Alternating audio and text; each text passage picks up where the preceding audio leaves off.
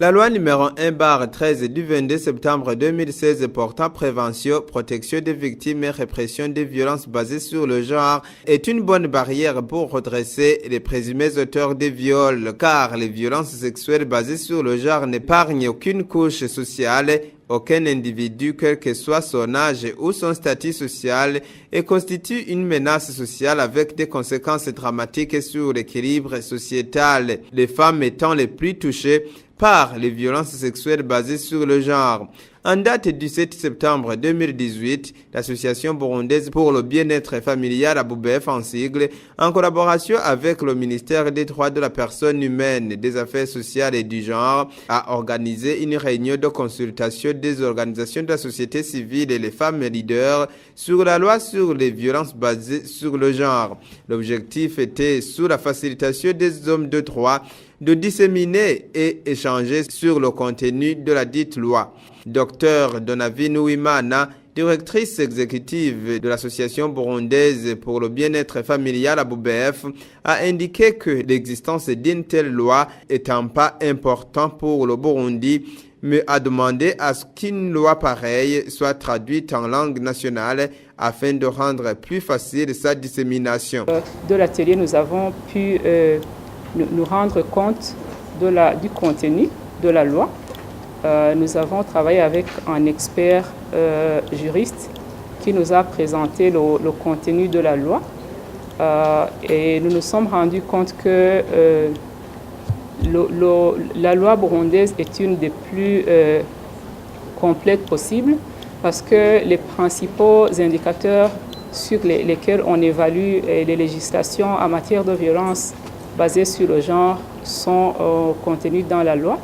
malgré qu'il y a quand même quelques imperfections ou quelques compléments qui devraient être apportés dans le futur dans la loi, notamment ce qui concerne les lois, les législations en santé de la reproduction. Nous pensons qu'il devrait peut-être y avoir un complément, une loi spécifique, parce que dans la loi, nous avons vu qu'il y a des articles qui précisent que les conjoints ont les mêmes droits en ce qui concerne la santé de la reproduction et la planification familiale, mais nous avons vu qu'il est nécessaire d'apporter quelques précisions. Nous avons aussi pu avoir des clarifications sur certaines infractions qui sont mentionnées dans la loi, mais qui ne sont pas réprimées, comme les unions libres. Nous avons aussi discuté de ce qui concerne les droits des filles à poursuivre l'éducation scolaire. Sur cela, on nous a expliqué qu'il y a aussi une commission parlementaire qui s'occupe de ces questions, parce que ça ne relève pas directement des violences basées sur le genre. Nous avons vu qu'il y a des textes complémentaires qui existent ou qui sont en cours d'élaboration, notamment la question de la protection des témoins qui est revenue dans les discussions lors de la matinée, et nous avons pu avoir l'explication qu'il y a une loi qui complète celle sur laquelle on a travaillé aujourd'hui,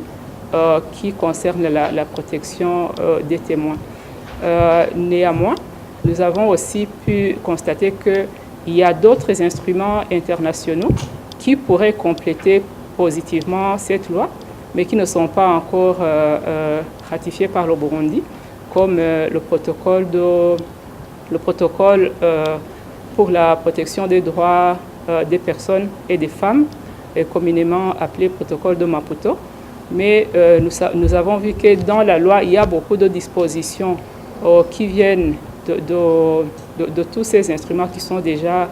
en pratique au Burundi. Le plus important que nous avons appris de cette journée, c'est que cette loi n'a pas besoin de texte d'application complémentaire comme on le pensait, qu'elle est déjà en application depuis le jour où elle a été promulguée, que toutes les victimes, aussi bien les femmes que les hommes, peuvent en bénéficier pour être protégés. La principale limitation que nous avons constatée, c'est que la loi, jusqu'actuellement, elle est en français. qu'il y ait une langue qui limite la vulgarisation ou même l'exploitation de cette loi par les victimes. Mais nous espérons que, comme nous avons appris qu'au niveau du ministère de la Justice, il y a déjà un projet de traduction de cette loi en Kirundi, que ça sera fait dans un futur proche. Donavi Nouimana a également souligné que la BOUBF vise la vulgarisation de cette loi qui reprime les violences sexuelles basées sur le genre à toutes les couches de la population burundaise afin de juguler à jamais les viols. Le secrétaire permanent du ministère des Droits de la Personne Humaine, des Affaires sociales et du genre, Félix Ngendabanyikwa, qui a ouvert les travaux de cette réunion, a interpellé tout un chacun à s'y impliquer pour contribuer à la mise en application d'une loi de grande importance comme celle-ci. Dans la mise en œuvre de la loi, il y a déjà les parties prenantes, que ce soit le gouvernement, que ce soit la société civile, que ce soit les jeunes, que ce soit des autres groupements ou organisations nationales sont impliqués dans la mise en œuvre de cette loi. Surtout que dans chaque catégorie aussi, il y a chaque fois des victimes des violences sexuelles basées sur le genre, parce que nous avons dit qu'aucune catégorie n'est épargnée des violences sexuelles basées sur le genre. Ça peut être des violences physiques, morales ou autres, mais on reconnaît que dans chaque catégorie, il y a la partie qui est victime de violences sexuelles basées sur le genre. Et le rôle de la société civile, effectivement, c'est de pouvoir aider dans la communication en rapport avec cette loi, mais aussi en collaboration avec les médias, parce que nous savons qu'il y a des violences qui se passent dans les communautés rurales et qu'au niveau communautaire, en fonction des coutumes, en fonction des habitudes, des anciennes habitudes, les gens ne parviennent pas à communiquer. Que ce soit celui qui a entendu, celui qui a vu, dans cette loi, il est prévu qu'il a le droit de pouvoir lancer un appel ou bien de pouvoir approcher les services concernés pour que les services concernés puissent appréhender les fautifs. La peur d'être stigmatisé, l'impunité des agresseurs, la peur des représailles et autres étant certaines des causes qui empêchent les victimes à dénoncer les auteurs des viols.